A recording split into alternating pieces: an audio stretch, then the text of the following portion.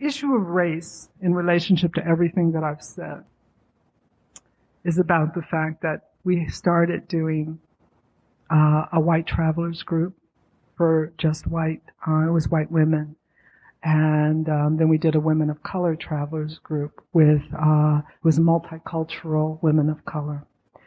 And the reason we decided to do this is because we realized that one of the big stumbling blocks to people getting along was race.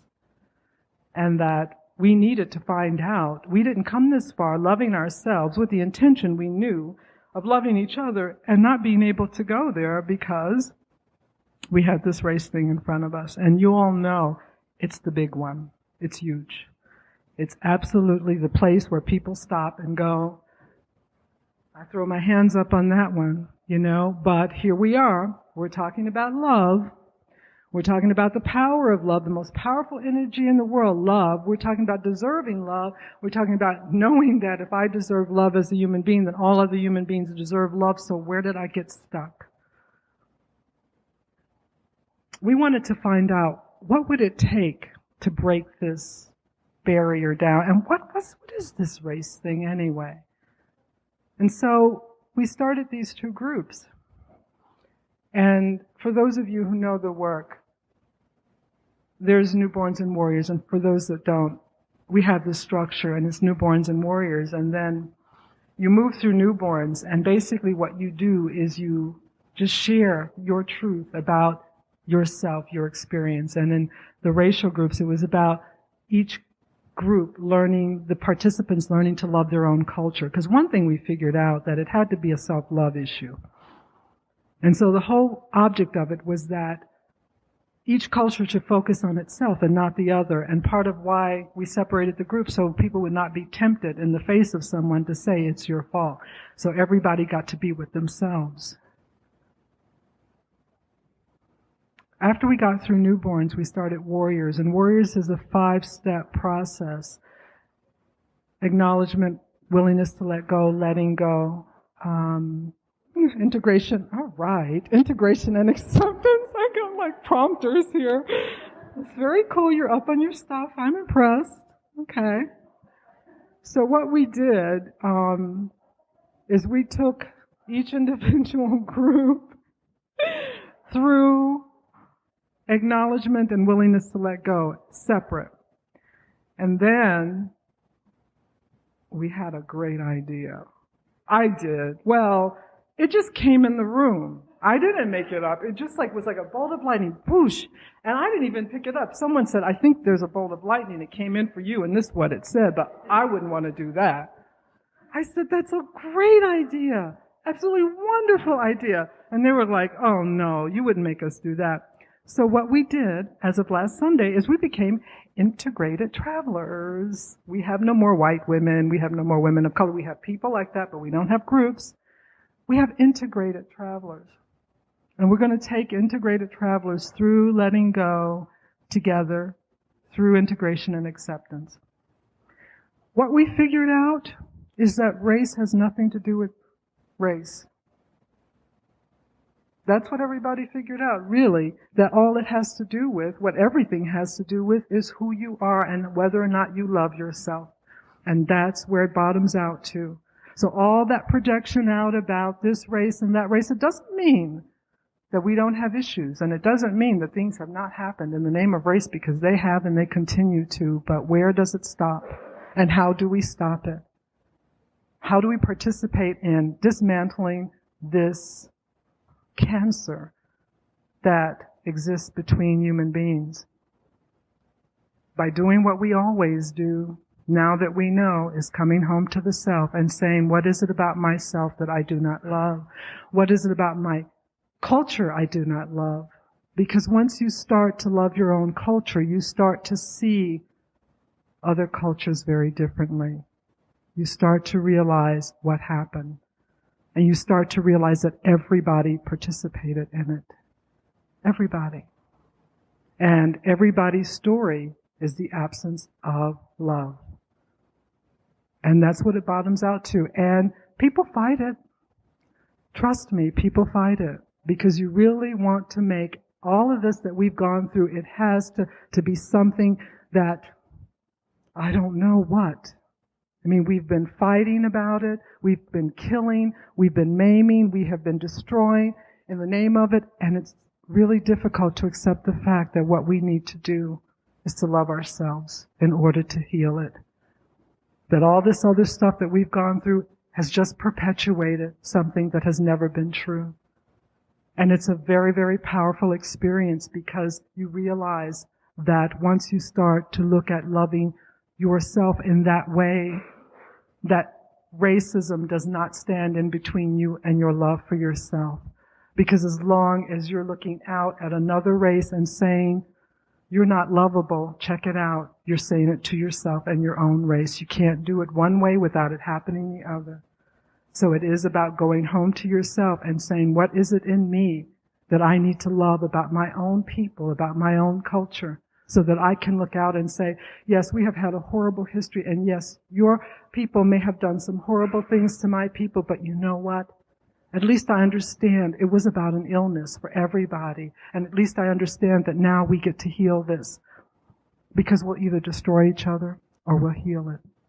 And that is everybody's responsibility in this room.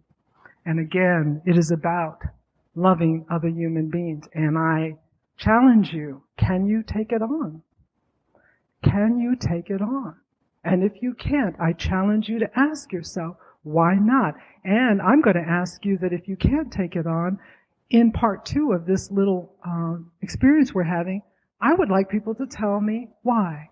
Give me a good reason why you cannot take on the challenge of loving other human beings without question. I would like to know what reason, what excuse exists that makes enough sense for any of us to look at and say, wow, maybe we should look at that. Maybe this isn't something we have to do or need to do. I think it's that kind of thing. I know it's that kind of thing, you know? And I really believe that human beings are up for this. I believe that you're up for this. I don't know that you believe that you're up for this, but I know that you're up for this. I do. I do. Come on, guys. I mean, this is my job, okay? It's like, here I go doing my cheerleader thing. I know that you can do this. I do. And let me say this, and we'll break in a minute.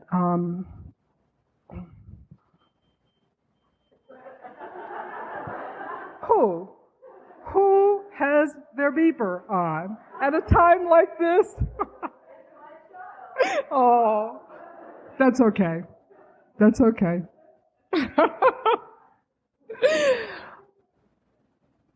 Just to give you a take on how the path is going to move with this, future-wise. I would like to dispel the notion that the path is some kind of private club. Oh, that got a couple of laughs. I guess somebody thought that, huh? Yeah, well, it ain't. It ain't no private club. And it ain't no cult. I don't care how hard people have tried to make it. We can't do a cult. We just don't have the adhesive stuff to stick together enough in that way that you're supposed to for cult status.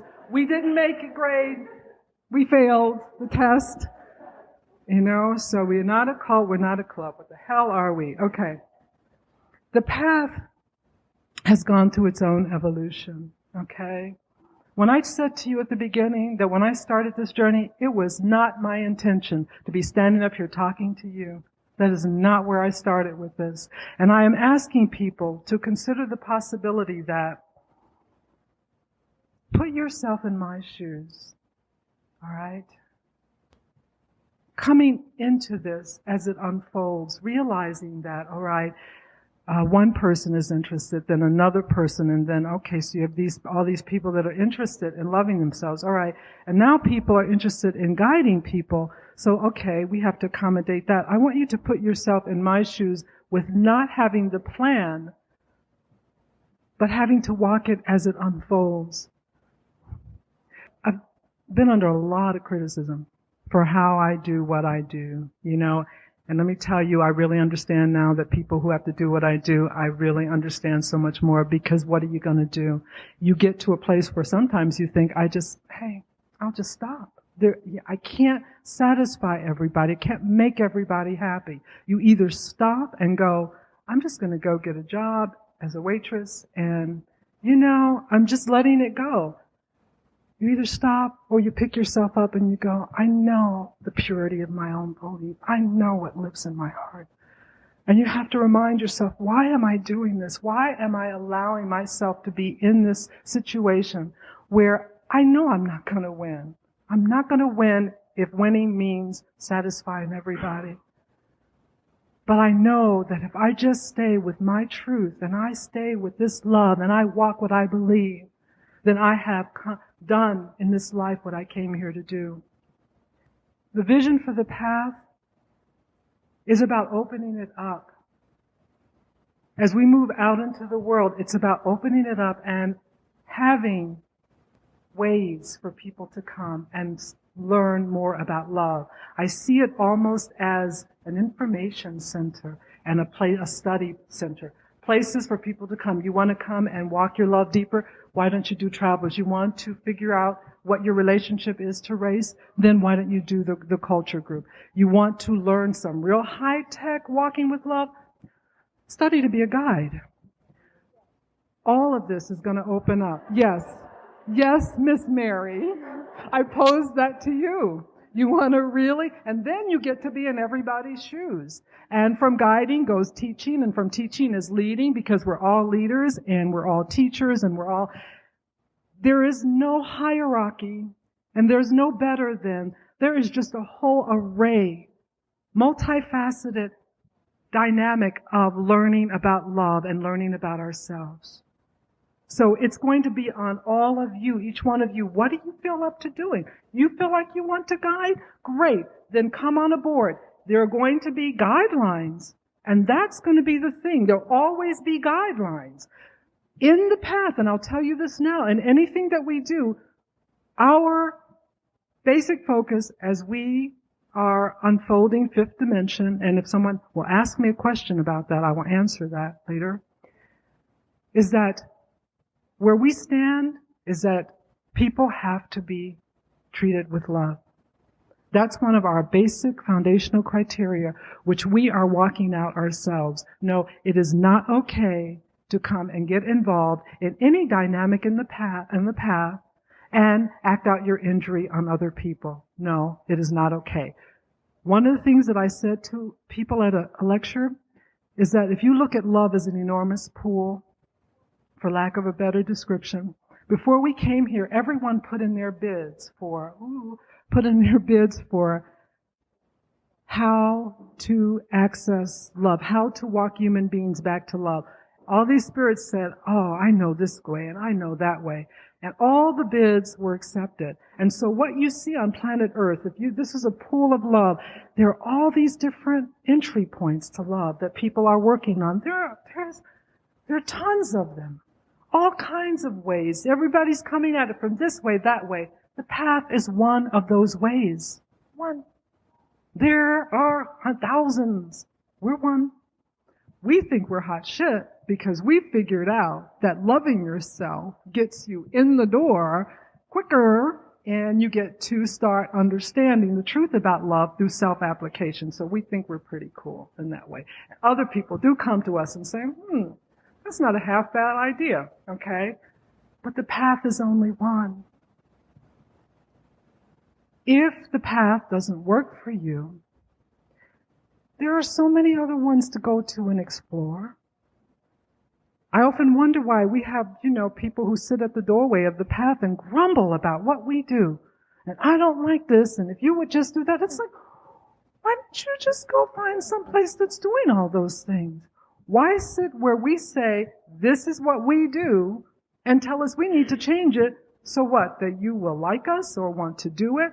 You can find what you want in some of the other things that are happening.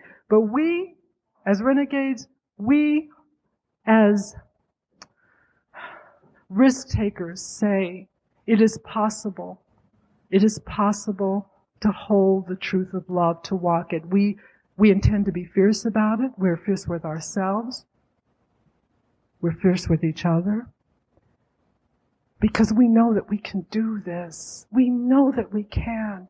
It's like right there, our ability to move through our relationships and know that we're not going to get injured.